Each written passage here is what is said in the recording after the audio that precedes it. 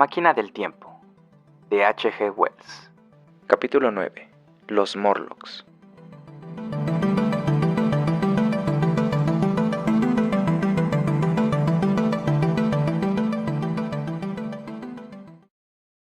Podrá parecerles raro, pero dejé pasar 2 días antes de seguir la reciente pista que llevaba evidentemente el camino apropiado.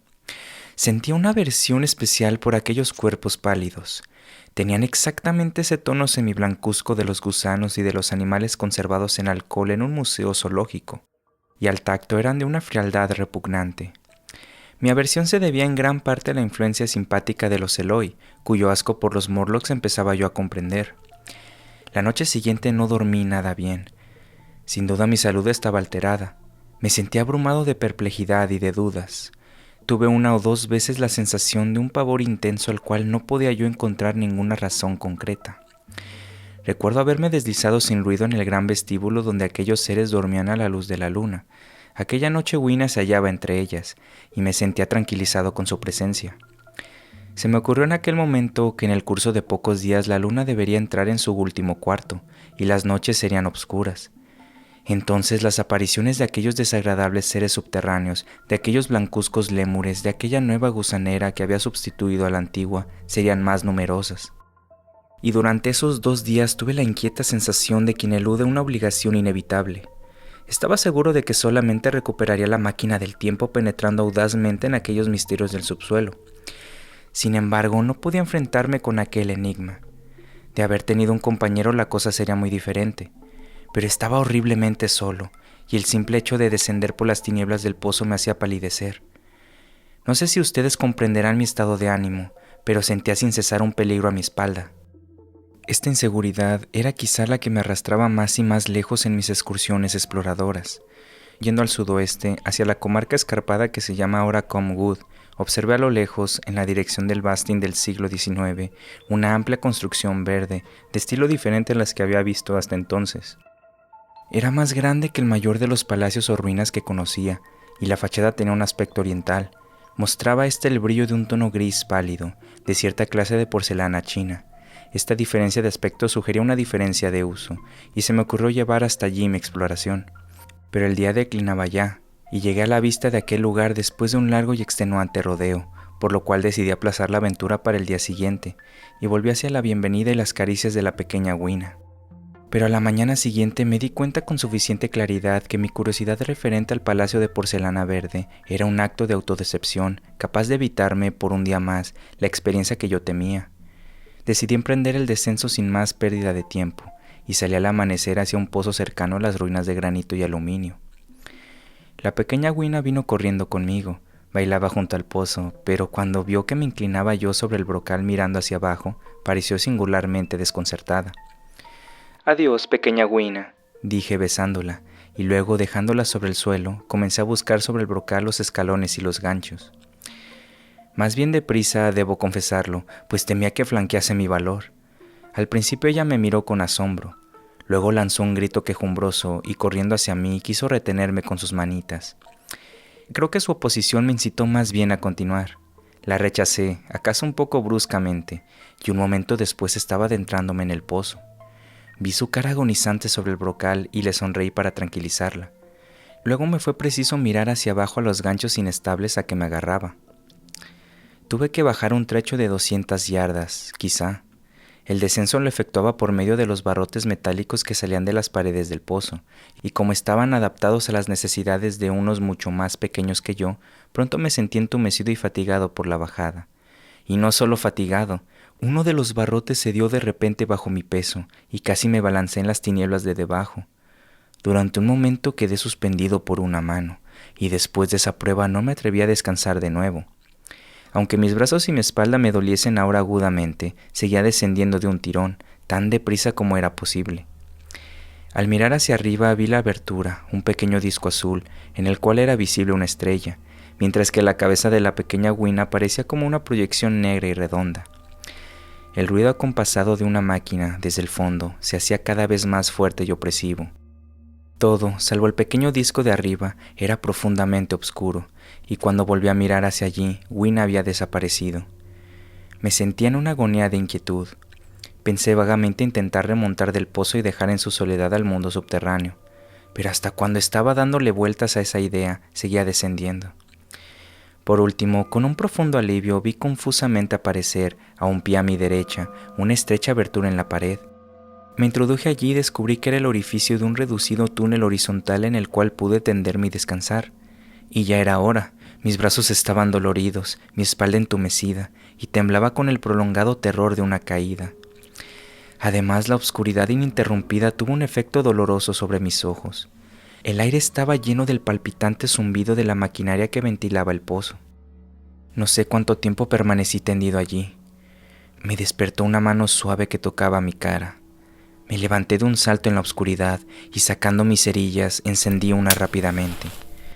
Vi 3 seres encorvados y blancos semejantes a aquel que había visto sobre la tierra, en las ruinas, y que huyó velozmente de la luz. Viviendo como vivían, en las que parecían tinieblas impenetrables, sus ojos eran de un tamaño normal y muy sensibles, como lo son las pupilas de los peces de los fondos abisales, y reflejaban la luz de idéntica manera. No me cabía duda de que podían verme en aquella absoluta oscuridad, y no parecieron tener miedo de mí, aparte de su temor a la luz. Pero, en cuanto encendí una cerilla con objeto de verlos, huyeron veloces. Desaparecieron dentro de unos sombríos canales y túneles, desde los cuales me miraban sus ojos del modo más extraño. Intenté llamarles, pero su lenguaje era al parecer diferente del de los habitantes del mundo superior, por lo cual me quedé entregado a mis propios esfuerzos, y la idea de huir antes de iniciar la exploración pasó por mi mente. Pero me dije a mí mismo, estás aquí ahora para eso, y avancé a lo largo del túnel, sintiendo que el ruido de la maquinaria se hacía más fuerte. Pronto dejé de notar las paredes a mis lados, llegué a un espacio amplio y abierto, y encendiendo otra cerilla, vi que había entrado en una vasta caverna arqueada que se extendía en las profundas tinieblas más allá de la claridad de mi cerilla. Vi lo que se puede ver mientras arde una cerilla.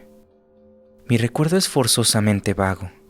Grandes formas parecidas a enormes máquinas surgían de la oscuridad y proyectaban negras sombras entre las cuales los inciertos y espectrales Morlocks se guarecían de la luz.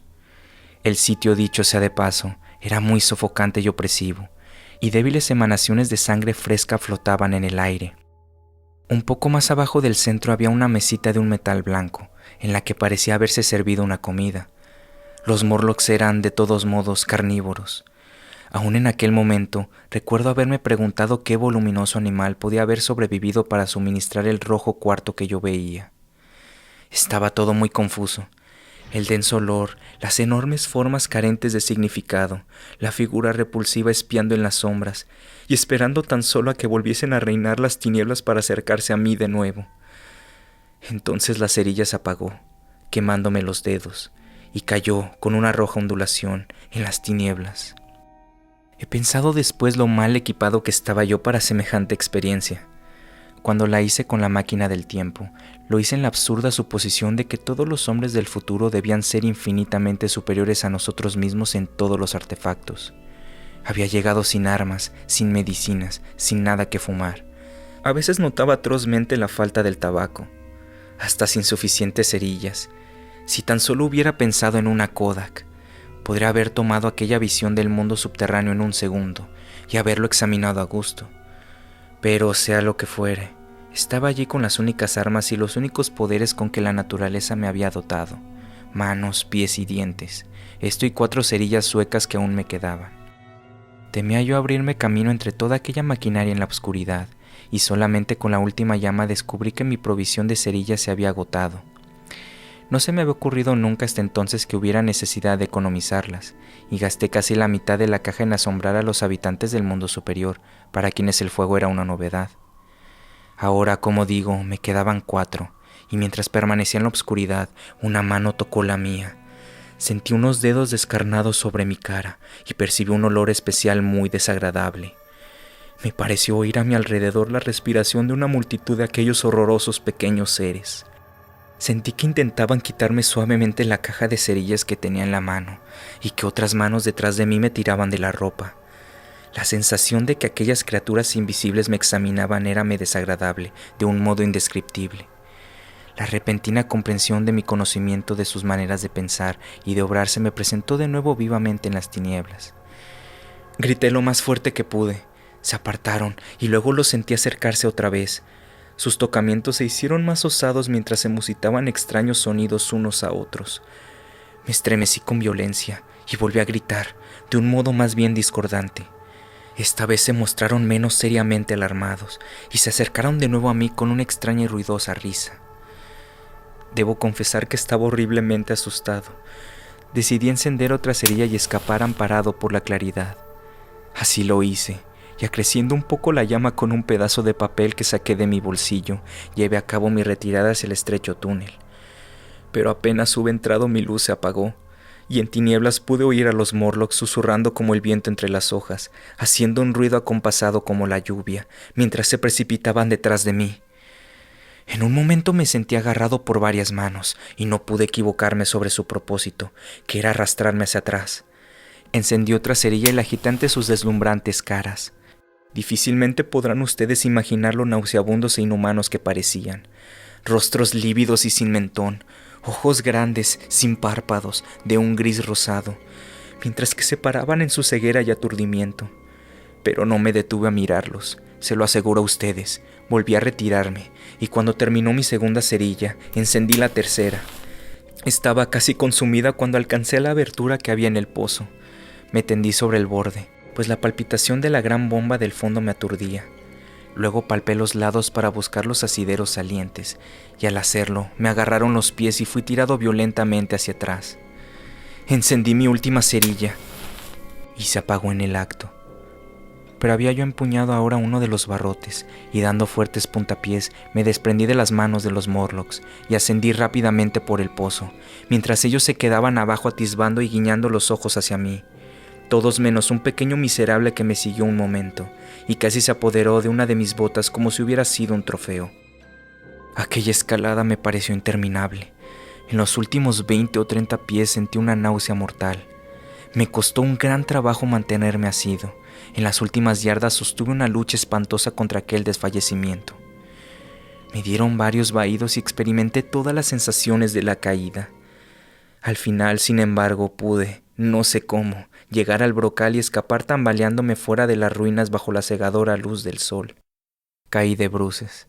Hasta el suelo olía dulce y puramente. Luego recuerdo a Wina besando mis manos y mis orejas, y las voces de otros Eloi. Después estuve sin sentido durante un rato.